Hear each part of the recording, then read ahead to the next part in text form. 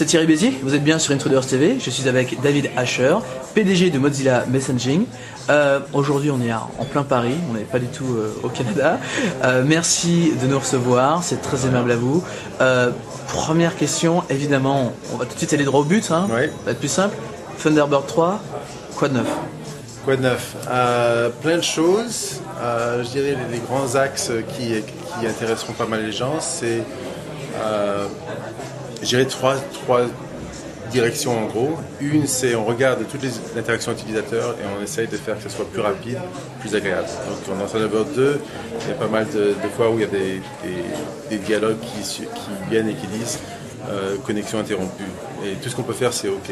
C'est pas très utile comme dialogue, donc on laisse ces dialogues-là. Il y a d'autres interactions où Thunderbird 2 fait des choses un peu lentes, et parce qu'il attend que le serveur réponde, et donc on va mettre ça en asynchrone et on va réagir beaucoup plus vite. Donc il y a un effort de faire une interface qui est beaucoup plus rapide et beaucoup plus utile. Aussi, on a un moteur de recherche spécialisé pour les messages, qui sera, je crois, très intéressant parce que ça permettra des recherches beaucoup plus puissantes et beaucoup plus rapides. Et aussi, ce sera un moteur qui est ouvert aux extensions. Donc, si les gens peuvent faire des add-ons spécialisés pour des messages particuliers, que ce soit les messages d'un réseau social comme Facebook ou autre, on pourra faire des recherches particulières pour des utilisateurs particuliers. Et le troisième, c'est on travaille beaucoup sur l'intégration de fonctions d'agenda et de calendrier qui sont dans Lightning, et on met ça au cœur même de Thunderbird. C'est pas garanti que ça sera prêt d'ici Thunderbird 3, mais on essaye. Alors c'est vraiment très excitant comme nouvelle, parce qu'il est vrai que si la popularité de Firefox n'est plus à faire aujourd'hui dans nos contrées, celle de Thunderbird est un petit peu plus complexe. Oui. Toutes ces choses sont très importantes, l'importation de calendrier, toutes ces choses-là, on les attendait depuis longtemps. Qu'est-ce qui fait que, alors sans vouloir comparer deux produits incomparables, qu'est-ce qui fait que finalement la progression de Thunderbird a été très différente que celle de Firefox? Je dirais qu'il y a plein de raisons. Une des raisons, c'est que Firefox est né à un moment où le web était assez paralysé. Il y avait un navigateur web qui avait 97% du marché, et le web était en gros arrêté, il n'arrivait pas à avancer. Et donc Mozilla a décidé dès le début de focaliser tous nos efforts sur Firefox. Et donc, évidemment, Firefox a progressé plus vite que Thunderbird. C'était une décision tout à fait réfléchie, et à mon avis, c'était la bonne décision.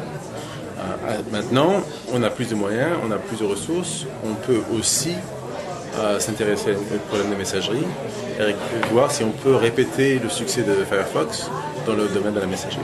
Ce n'est pas le même problème, ce n'est pas la même problématique, mais il y a quand même des aspects où il y a des similarités. Donc, par exemple, au niveau des clients dits lourds du genre Outlook ou Lotus Notes ou autres, il y a une paralysie, je dirais, du modèle. Ces logiciels-là n'évoluent pas beaucoup, surtout pas aussi vite que le web, et ils ne prennent pas en compte l'évolution du web. Alors qu'on peut faire beaucoup mieux, on peut être beaucoup plus ambitieux. Et c'est pour ça qu'on a créé Mozilla Messaging, pour faire ça avec Thunderbird, pour prendre Thunderbird et utiliser la recette Firefox. Vous avez une mission vraiment très complexe et un véritable challenge, parce qu'aujourd'hui, si il n'y a plus grand chose à faire pour Firefox, pour l'adopter, quant à sa popularité dans de nombreux pays, et surtout en Europe et en Europe de l'Est, aujourd'hui tout le monde a beaucoup adopté des systèmes de mail en ligne, comme par exemple Gmail, etc., où ont même importé des modules dans leur navigateur préféré pour consulter leur mail, ou vont le faire dans Flock, qui est basé sur Firefox, oui, par exemple. Comment est-ce que avoir un client physique en dehors du web est encore une solution adaptée à nos besoins aujourd'hui? Ce qui est intéressant, c'est que, à mon avis, la distinction entre un client physique et un add-on de Firefox, c'est en fait intéressant, parce que l'add-on de Firefox, c'est en fait un client physique, c'est quelque chose qu'il faut installer et configurer. C'est sûr qu'il y a des webmails du genre Gmail, Hotmail et autres qui sont très utilisés, et ils sont très bien parce qu'on peut accéder des courriers n'importe où, mais ils sont aussi assez limités. Il est très difficile d'adapter Gmail à des utilisations qui ne sont pas forcément celles que Google a prévues. Alors l'idée de Thunderbird, c'est de pouvoir faire quelque chose qui est au courant de tout ce qui se passe dans le monde du web, qui est basé sur Gecko, donc qui peut accéder au site web, qui peut accéder aux mêmes technologies que Firefox, mais dans un système qui est très adaptable par l'individu selon leurs besoins. Donc il peut avoir une version de Thunderbird qui sera un jour connectée à Facebook ou à LinkedIn ou à Gmail. D'accord. Donc c'est un peu je crois que l'évolution, ça sera que Thunderbird sera de plus en plus connecté au web, de plus en plus intégré avec les sites web et les services web, et ça sera une autre fenêtre sur le web. Il n'est pas forcé que les seules interactions qu'on ait avec les sites web, ça sera vis-à-vis des navigateurs. On peut utiliser d'autres programmes du genre Thunderbird qui utilisent les mêmes protocoles, HTTP, HTML et autres, pour faire des intégrations. C'est vraiment très très intéressant. Avant de rentrer un petit peu dans votre travail à vous chez Mozilla Messaging, comment est-ce que se comporte la popularité de Thunderbird? Parce qu'on sait que Firefox marche bien en Europe de l'Est, commence à marcher très bien en France aussi également. Thunderbird est utilisé par qui et où dans le monde? Thunderbird a, je dirais, deux grands groupes d'utilisateurs. Il y a les utilisateurs qui s'en servent à la maison, surtout des gens qui utilisent Outlook au bureau, qui ne veulent pas acheter une licence pour la maison, ou qui n'aiment pas Outlook, et qui donc se servent de Thunderbird à la maison. L'autre grand groupe d'utilisateurs, c'est des gens qui s'en servent au boulot. Par exemple, le ministère de la Défense, ici en France, a plus de 100 000 utilisateurs de Thunderbird. Wow. Et ils s'en servent de façon très approfondie. Ils ont des modifications particulièrement faites pour tout ce qui est secret militaire, crypto, etc. Et ils prennent ça en charge de façon très approfondie et ils en sont très contents. La Chambre des députés, c'est ça de Thunderbird. C'est intéressant, ce sont des faits que nous on ne connaît pas et qu'on ignore très souvent parce que les gens qui nous regardent ont malheureusement ont évidemment essayé Thunderbird dès qu'il est sorti, et puis ces petites imperfections ont fait que finalement on s'est plutôt déplacé vers des systèmes web-based. C'est sûr que Thunderbird n'a pas évolué assez. Tout le monde est d'accord que Thunderbird, la version 2 était bien, mais elle n'a pas évolué assez, elle n'a pas du tout évolué depuis pas mal de temps. Et les gens aiment que ça bouge et que ça évolue. Donc c'est pour ça qu'on a créé une nouvelle équipe, qu'on a commencé à investir dedans, et on est en train de... J'espère que Thunderbird 3, ça montrera qu'on peut faire des choses assez intéressantes sur une base qui n'a pas forcément eu autant d'attention qu'il aurait dû. Et comment justement est-ce que vous allez attaquer des marchés des Outlook, des Lotus Notes, etc. Comment est-ce que c'est possible d'aller percer, d'aller convaincre les grands groupes ou... Mais la même question se posait il y a 5 ans avec Firefox. Il n'y a pas de part de marché. Quelle audace de penser qu'une centaine de personnes pourraient prendre Microsoft en route.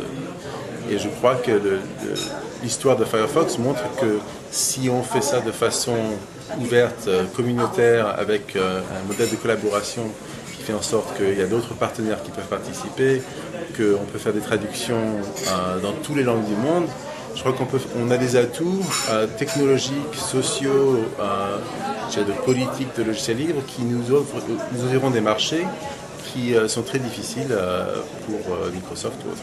Parlons un peu de Mozilla Messaging. On le sait, Mozilla n'est pas une société à but lucratif, donc c'est toujours un peu compliqué de pouvoir investir dans des projets, etc. Concrètement, de combien de personnes se compose l'équipe qui travaille sur Thunderbird? Donc l'équipe de salariés, c'est 9 personnes environ, de partout dans le monde. On est aux États-Unis, au Canada, en Angleterre, à Singapour pour le moment. Et surtout une équipe autour de ça, de contributeurs externes. Certains qui sont volontaires, j'ai des étudiants, quelqu'un qui travaille dans une bibliothèque, un avocat, enfin des gens qui font ça dans leur temps libre, et aussi des contributeurs de sociétés de logiciels, que ce soit Sun qui travaille beaucoup sur la notion de calendrier, ou il y a une petite boîte à Québec qui travaille dessus aussi. Enfin, c'est comme la plupart des logiciels libres, c'est comme Firefox, c'est le même modèle. Mais donc c'est une petite équipe quand même. Je dirais qu'il y a entre 20 et 30 personnes qui sont vraiment le cœur de l'équipe, dont j'embauche moins de la moitié. Est-ce que c'est pas trop compliqué justement le fait d'avoir moins de personnes peut-être que sur Firefox? Comment est-ce que ça se passe pour imposer justement soit des investissements ou plus de personnel ou plus de moyens pour les projets? C'est pas compliqué, c'est une petite équipe, ce qui à vrai dire me plaît beaucoup. J'aime bien les petites équipes, c'est plus facile à gérer, c'est plus sympathique, on se connaît tous. Et les investissements, on les fait de façon, je dirais, mesurée. Donc si jamais je vois des gens qui contribuent beaucoup, qui comprennent vraiment Mozilla, qui sont ambitieux, qui sont qualifiés, etc., je les embaucherai un jour peut-être si c'est utile. Mais le but du truc, c'est pas de dépenser de l'argent, c'est de construire l'équipe qui marche le mieux. Et c'est une équipe qui doit être globale, qui doit être plus grande que n'importe quel budget. Donc moi, ce que je fais, c'est j'essaie de recruter des volontaires, des partenaires commerciaux, qui je peux pour aider à faire avancer le projet. Alors David, c'est la première fois que j'ai le plaisir de vous parler ici en France. Est-ce qu'on va s'attendre à une grande vague de communication pour justement déployer Thunderbird dans nos contrées? Est-ce qu'on va appeler, comme pour le record du monde de téléchargement de Firefox, est-ce qu'on va appeler vraiment la communauté à nous aider à faire un énorme chiffre de téléchargement de Thunderbird 3? Comment ça se passait? Ma question, je crois qu'on ne va pas faire le même genre de campagne que pour Firefox, parce que Firefox, pour Firefox 3, ils ont pu faire ça en se basant sur tous les utilisateurs de Firefox 2. Donc on a une part de marché bien plus petite. Ouais, la lumière bouge. Ça va, la caméra, ça tient? Ouais, ça va, ça tient, tout va bien. Donc je crois qu'on va faire sans doute quelque chose de moins spectaculaire que Firefox. Ouais. Mais comme Firefox, il faut qu'on se base sur la communauté parce que j'ai un budget de marketing minime. Et à vrai dire, je veux pas que les gens utilisent Firefox, Thunderbird parce que je les ai convaincus avec une campagne de pub. Je veux que ça se fasse parce que les utilisateurs qui s'en servent sont contents et encouragent leurs copains à essayer ça. Donc ça va être un véritable... Alors le lancement est prévu pour... La lumière est revenue. Le lancement est prévu pour quand c'est prêt. On ne sait pas encore quand. Ah, c'est secret ou on sait pas encore? C'est pas un secret, c'est juste que dans le monde de Mozilla, on fait une sortie de logiciel quand le logiciel est fini. Ouais. Et surtout avec une petite équipe, surtout avec une équipe qui a beaucoup de volontaires, c'est assez difficile de prévoir. Ça ne sera pas avant Firefox 3.1. Donc à partir de la sortie de 3.1, on sera dans une phase de finalisation et j'espère que ce sera pas trop longtemps après ça. D'accord. Mais c'est à peu près tout ce que je peux dire. Ça va être plutôt ça va être très, très excitant justement de le voir. Et nous, comment est-ce qu'on peut aider alors l'utilisateur lambda que je suis, que beaucoup de gens derrière le site sont en train d'être. Comment est-ce que nous on peut aider alors donnant du feedback Utilisez les alphas si vous voulez, utilisez les bêtas quand elles arrivent, participez aux équipes de traduction de Thunderbird. Il y a déjà la version 3, Alpha 3 qu'on a sortie la semaine dernière. Il est déjà en 25 langues, mais j'aimerais bien qu'on en ait 50 ou 60. De donner des idées, de participer, de parler aux gens qui font des add-ons, vos add-ons favoris pour Thunderbird 2, vérifier que les gens sont prêts à les mettre à jour pour Thunderbird 3. C'est un peu comme n'importe quel projet, n'importe quel logiciel. Alors on le sait chez Mozilla, et Tristan nous a beaucoup habitués. En général, quand vous sortez une nouvelle version, vous pensez déjà à la suivante. Ça va être quoi les défis de la suivante, de la 4 ou... Non, je ne suis pas encore à la 3. Moi, je suis vraiment basé sur la... Je passe beaucoup de temps à réfléchir à la 3. Un truc qu'on va sans doute investir pas mal dans la version 4, ce sera sans doute la gestion des contacts. Parce qu'il y a quand même beaucoup à faire, que ce soit la synchronisation ou l'interaction avec les réseaux sociaux, ce genre de choses. À mon avis, la 4, ce sera au moins ça. Mais il y aura sans doute d'autres idées qui émergeront d'ici là, parce que c'est quand même une communauté qui est assez jeune, qui est en train de définir ce que Thunderbird peut devenir. Et j'avoue que si je faisais une prédiction aujourd'hui, elle serait sans doute fausse. On pourrait imaginer un jour, pourquoi pas, que le navigateur et que le client de messagerie se rencontrent. Ils se rencontreront sans doute, mais je ne sais pas si ça s'appellera un navigateur ou un client de messagerie. Mais c'est sûr que l'équipe de Firefox réfléchit aux questions de communication et l'équipe de Thunderbird réfléchit au web. Est-ce que ça veut dire d'interagir avec le web? Quand on reçoit un message de Facebook qui dit on a un message de telle personne, allez sur Facebook, c'est le genre de choses qu'on pourrait faire au sein même de Thunderbird. Est-ce que c'est le bon choix? Ça, c'est pas sûr. Mais Thunderbird est basé sur Gecko, a les mêmes souches que Firefox, et l'ADN du web fait partie même de Thunderbird, même si c'est pas forcément visible à l'heure actuelle. Dernière question, depuis que vous êtes là et que vous rencontrez donc des tas de gens qui vous parlent de Thunderbird, qu'est-ce qui vous a surpris le plus? Est-ce que c'est le fait que les gens l'utilisent peu ou pas ou beaucoup Qu'est-ce qui vous a surpris?